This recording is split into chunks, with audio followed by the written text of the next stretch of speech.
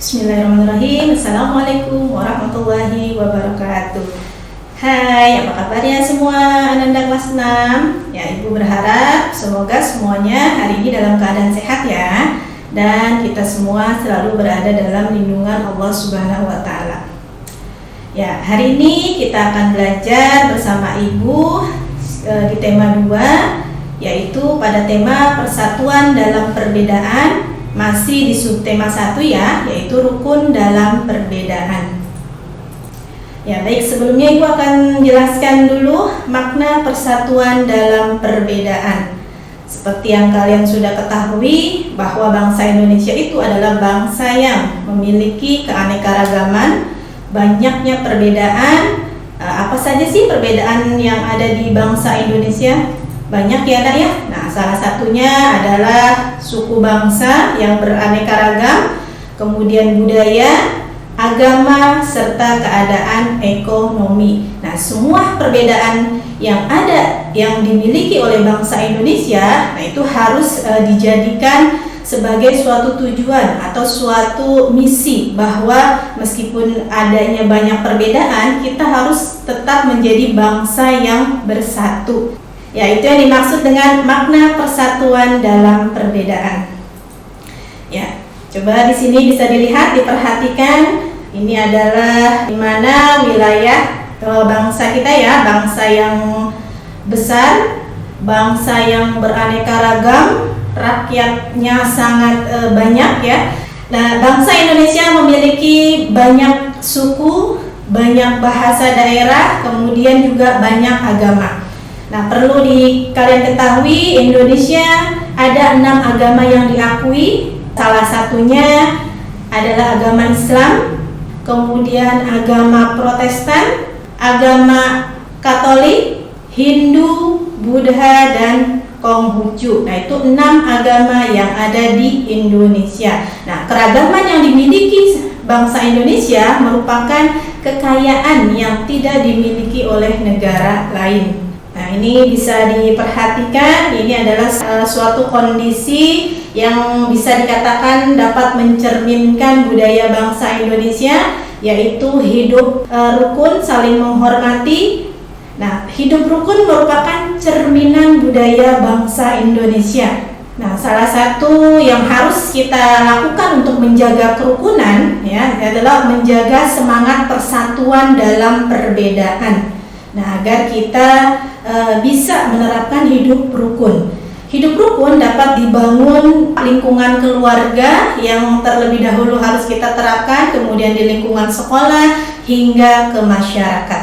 Nah, untuk agar dapat hidup rukun bisa diterapkan dengan sebaik-baiknya, ada beberapa sikap yang harus kita lakukan. Yang pertama adalah sikap peduli. Kemudian yang kedua adalah kita harus mendahulukan kepentingan bersama dibandingkan kepentingan pribadi diri kita sendiri. Kemudian sikap yang ketiga adalah toleransi kepada orang lain. Nah, baik, akan Ibu bahas satu persatu. Yang pertama adalah sikap peduli. Nah, peduli di sini bisa diartikan bahwa adalah kesadaran penuh akan diri kita sadar bahwa orang lain mempunyai kebutuhan yang berbeda dari diri kita. Misalkan bisa dicontohkan, keluarga kamu kebutuhannya berbeda dengan keluarga tetangga sebelah. Misal, keluargamu tidak membutuhkan bahan makanan pokok ya, karena sudah mempunyai stok banyak tersedia, sedangkan tetangga di sebelah membutuhkan bahan makanan. Nah, salah satu mencerminkan sikap peduli kita terhadap orang lain berarti kita harus membantu keluarga tetangga dengan memberikan bahan pokok makanan yang kita miliki. Kemudian maksud dari makna kedua yaitu mendahulukan kepentingan bersama. Nah, sebagai bagian dari masyarakat yang beragam, banyaknya perbedaan, kita perlu mendahulukan kepentingan bersama di atas kepentingan pribadi atau kepentingan golongan.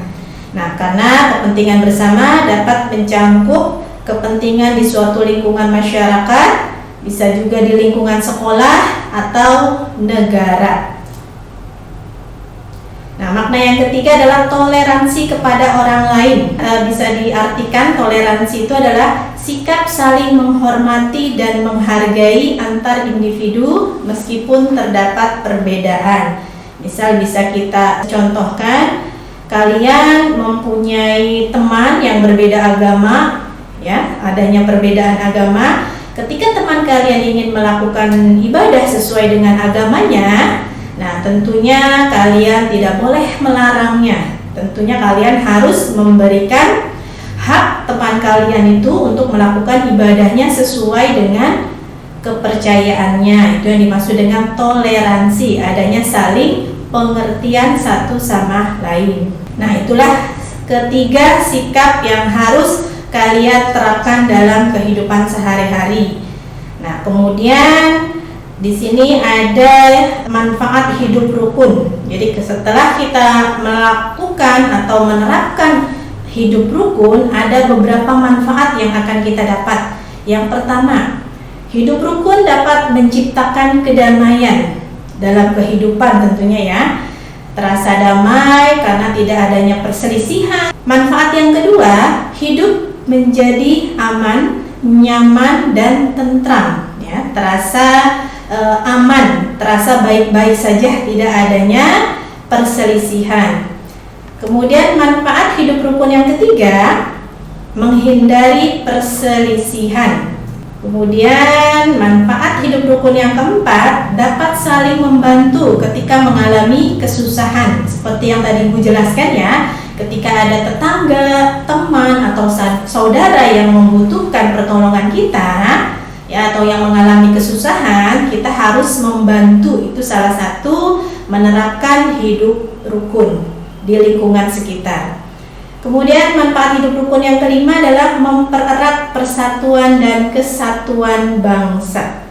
Nah, ini kelima manfaat hidup rukun yang akan kita rasakan, yang akan kita dapatkan jika kita dapat menerapkan hidup rukun dengan sebaik-baiknya, baik di sekolah, di lingkungan masyarakat, dan yang paling penting adalah di lingkungan keluarga kita sendiri. Ya, sampai di sini penjelasan Ibu, semoga bisa dipahami. Alhamdulillah, materi hari ini sudah selesai Ibu sampaikan. Jadi sedikit Ibu menyampaikan kesimpulan bahwa makna persatuan dalam perbedaan adalah ya, semoga kita semua di sini bisa selalu menjunjung tinggi nilai-nilai persatuan meskipun bangsa kita memiliki keanekaragaman atau perbedaan yang ada. Ya, tujuannya adalah semoga terciptanya suasana atau terciptanya kehidupan yang tentram dan damai. Ya, untuk di akhir pembelajaran agar lebih memahami apa yang Ibu sampaikan, silakan kalian kerjakan. Ayo berlatihnya di buku pena pada halaman 85. Silakan kerjakan nomor 1 sampai 4. Ya, Ibu tunggu hasil tugasnya. Silakan dikirimkan ke wali kelasnya masing-masing. Ya, terima kasih Ibu ucapkan. Semangat belajar ya, Nak ya. Ya, wassalamualaikum warahmatullahi wabarakatuh.